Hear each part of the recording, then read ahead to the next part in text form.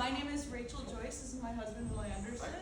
We're actors and content creators, and we're known as the theater lovers. So, an appropriate show for us to be moderating and talking about. If we can go down the line and everyone introduce themselves and their career plays. My name is Alan Sepos, and I play Felix. Hi, Jordan Lage, I played Aaron. Pamela Shaw, Esther. Brian Mason, I play Jason. I'm Molly Schiffer, I played Caitlin. Audrey Heffernan-Meyer, I played Diana. What an incredible cast.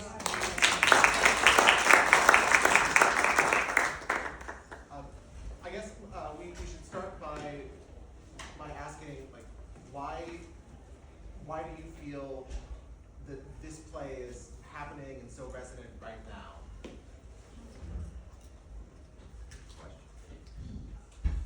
Oh, am I? Well, I think the themes and topics are quite universal, and not only timely, but timeless. There's a lot of talk in the world about women's rights being taken away, and things like that, slowly but surely, and all of that going in reverse. So I think that's, one of the topics that we discuss is a little bit of the manosphere versus female empowerment, or we don't really discuss that, but I think that it's implied. And also, it's just kind of fun to also have a comedy, even though we're discussing very serious topics. What do the rest of you think? I think that's a great point. I just, the story is based on a marriage that the playwright actually endured. But I think that's a great answer to it, which is, to deal with such a serious subject in a satirical way. And, it affords the opportunity for laughs as well as to kind of reflect back what, society has going on within it. And I think it's something that goes back to the Greeks, really, So, yeah, the fact that it's a comedy is great to get that message across. And it's a comedy in structure too, for those of you who are really, really into theater, because the protagonist is elevated and moves onward, and there's a trajectory for her afterwards. So that helps too, that it doesn't end in an ironic way that she stays and sticks it out. So we have 3 distinct couples, and you've all, as your characters, spent together different amounts of time. I'm really curious how each of you works together as sets to sort of establish a relationship, and obviously, you're working with many decades, 25 years, a shorter amount of time, and what was your process working together in that? I'll go first. Yes. I'm the oldest. Please, yes, the patriarch, of course. That's it. We've been working on this for about a year and a half. Sure. And so we've really gotten a chance to get to know each other rather well. And as far as our relationship, Pamela and I have spent a lot of time together away from the theater, and we actually talk all the time, even yesterday, about how our couple was. We know where we grew up, we know if we had children, if we didn't have children. We've really established the whole background. And so I think what's clear in the play when you're watching it is the feelings that we all have for each other somehow come across on the stage as well. And particularly with our couples, the ones that are in love with each other, but so that's what we did. We really talked about the background and where we came from. Yeah, and we talked about how our couple, our values, and where we got them, and what would fit in and what would not fit in. We got very, very specific about who we were, and very much in contrast to the other couples. And we were so that's the work. We had a lot of time together too. We did a reading last summer out in Watermill, In East Hampton. In East Hampton, to get in front of an audience for a couple of nights, so we could get some feedback on the play itself. So over the past year, we've been working with the playwright, and she's made some edits and additions, and we kind of all pitched in on that a little bit. But ultimately, it's her play. So this is where we ended up for now. We think it works much better than it did a year and a half ago when we did it down at Theater for the New City, a smaller version, smaller production. So this is where we ended up, and we're getting, I think, a lot more laughs. And we're also, often people, when we go out down, technically. I mean, not technically, figuratively. You know, sometimes people are in tears. Some women are out there saying, I went through that, I know what that's like. And also some men, so it could go, you know, in any way, whatever, if there's any kind of mental abuse like that, it can go both ways. So, you know, we feel like it's really affecting people, and we're really happy about that. Yeah, I was gonna say, it's not something that happens at the camaraderie and the, you know, becoming comfortable with each other playing these roles. It's not something that obviously doesn't happen instantaneously. It's just an accumulation of several weeks, and it happened when we did it Off-Broadway last year, and it continued its sort of progress out in the Hamptons last summer, and you know, we spent a lot of time together socially, more time than I usually spend with fellow castmates, and it's been quite lovely. So it's just something that kind of happens by osmosis, and it's worked out rather nicely. And we were lucky to keep the cast of 6 intact. You know, that wasn't a given that everybody would be available for this slot to do this at this beautiful theater, the Griffin Signature. This was the time they had available, so we all, you know, made it work.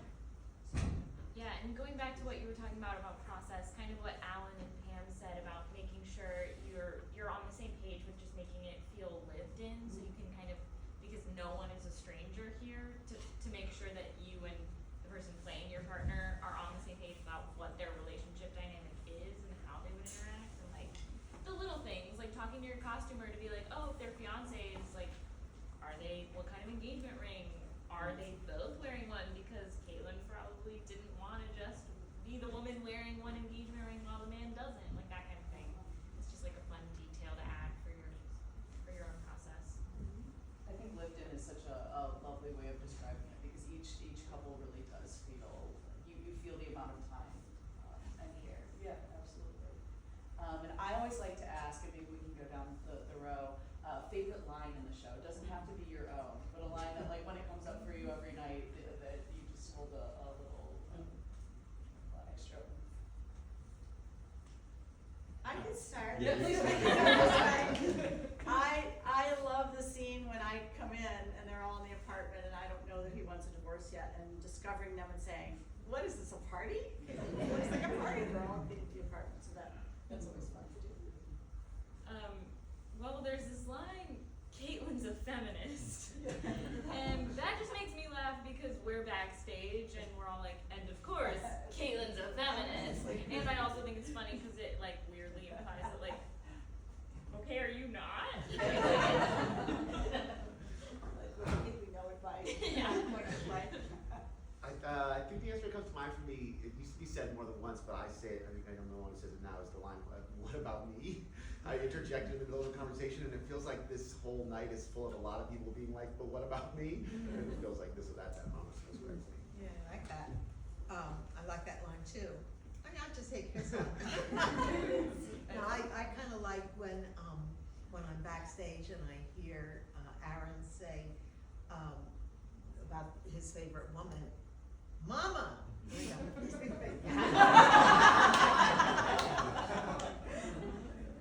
Well, truth be told, it's always fun when your line gets a laugh. And I have a few, not too many, but I think the one that encapsulates, I think, Aaron for me is when I come out in the last scene and the first thing I say, which is so insane, is, Diana, you hurt my feelings, but I'm willing to forgive you. Thank God people laughed at it today. Does it ever not get a laugh? Are you kidding? Here's the weird thing about comedy, and I've experienced this for decades playing comedy. Some nights you'll have a great audience like yourselves, and it'll be fun to play because there's so many laughs and people are clearly enjoying themselves. And then other nights it'll be like a fucking crypt. And you'll be like, what are we doing wrong? What's wrong? No, more importantly, what's wrong with this audience? They have a sense of humor. But it's bizarre, right? You guys are performers. You've probably experienced the same thing. I mean, it is totally bizarre. So, bless you. I think my favorite, most unfavorite line is probably one of the most ridiculous things I say in the play. And Felix likes to think things through, and he says, the point point is, you look beautiful in your wedding dress, which is no sense at all, no point to it at all. It's a ridiculous thing to say, but it became my favorite thing to say. Oh, I wanna add, Pam, Esther has that long monologue at the end of the women's scene, and Pam actually worked with the writer to add it to this iteration, and I think it really does a beautiful job in the one sentence that is even a loveless marriage is better than no marriage, which like, especially in comedy when it's all like preposterous and ridiculous, you can kind of forget if the script doesn't give you the gift of like adding that ounce of humanity for you to be like, oh, underneath all of this preposterous ridiculousness is like a human being that's really feeling this way. And like, I just think there are a couple lines like that you have, and even Erin has that. Like, is there anything wrong with wanting an exciting life? Okay, well, like, no. But like the way we do it. Your wife for it is usually not a good Yeah. thing. But there's still like heart to everybody that I appreciate. I don't know, yeah, please. We'd also like to open up questions for the audience as well. If anyone has something that you really been like wanting to ask the whole show, does anyone have anything that has come to mind? I have a question. It's for the younger couple. If the play were longer, do you think that the two of you would have ended up together? Ooh, that's such a good question. Let's take a poll. What do we really? So, I hope so. They're so cute. I think our writer like probably wanted, like everyone wants a happy ending, but ultimately I don't know if they're the best fit. I think when they got together they were both really great for each other and fostered growth, but I think they just want maybe different things now. I think too that, and this kind of connects to the question too of like how you built that relationship with your partner on stage, that sometimes one of the questions we were having to ask was juxtaposing the three different generations of couples. And I think there's something exciting about the idea that this couple is able to recognize that they want different things and end the relationship while still having like maintaining a connection and a friendship and a love for one another. It's not, they just realize they want different things as opposed to staying in a marriage that you don't want to be in or hiding secrets from your partner that you don't want them to know you know. Instead they kind of reach this other conclusion, and that I think so even though it's kind of sad that they might split up, I think there's something kind of exciting about that being the role they play in the piece. I have a question. So, being in the audience here and hearing how wonderful you all are and how wonderful the play is structured and beautiful three generations. That's nice, right? Go on. And it's having this on the stage, and some audiences not on the bar. But when I look at the way the critics have basically, how can I not see this beautiful play happening on the stage? And what's wrong with them? And do they have a blind spot to the play? That's a generous question. I think it's so easy when like we're living in a city where like things are super progressive. I think it's very easy to watch this play and think, oh, this doesn't happen now. This isn't real life now. Maybe like 30, 50 years ago. But like the thing is it still does happen now, and like the podcast nowadays and like trad wives and stuff. Like this still is real enough to be relevant, just maybe not in like a really progressive bubble. Yeah, and it's a shame because it's such a crowded field, which is great. You know, New York is doing very well. Theater is happening. Broadway and Off-Broadway in particular is very hot. So there's a lot of shows for people to review. I mean, I'm giving reviewers, benefit of the doubt. And often people want to read about stars that are in those, great new plays.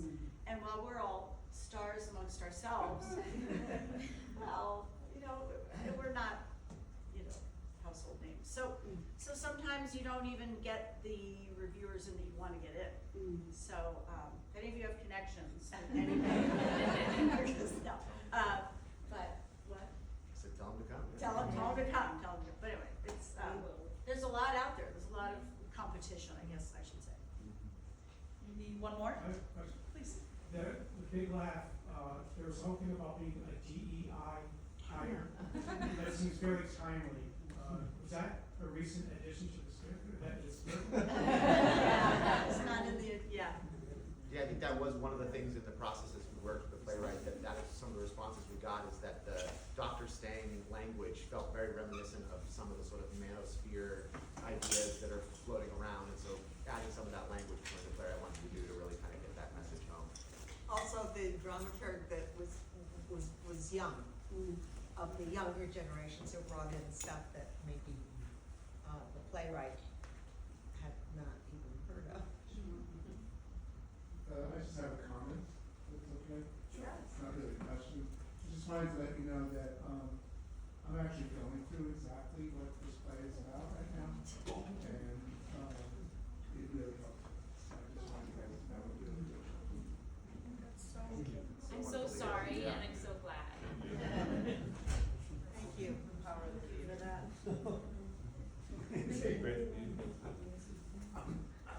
For Mama, at certain points, I heard channeling a little bit of Gene Stapleton with like Archie Bunker's wife. Was there any Oliver Fenway like? Been Annie. Or maybe. Fred Drescher. Yeah, because it would kind of go into a more ethnic kind of thing at certain points, and get a little more shrill, like, and it reminded me of like Gene Stapleton dealing with I can see that. Carol Cotton. Yeah. Nice, nice. To make a quick comment too. Yes, sir. I've seen a lot of plays, but I feel this is a breath of fresh air because you've brought in so many different focuses from different generations. I really enjoyed that. Thank you so much. And there's even something that we touch upon that's a very, important subject, and maybe needs to be developed more if we ever do another production of it, is the kind of body dysmorphia. I'm sure people have heard that term, but, people thinking that they're still fat when they're really not, or spouses who are putting them down because their body looks a certain way. I mean, there's a lot of that that's touched on in this play, and that's a very serious subject too.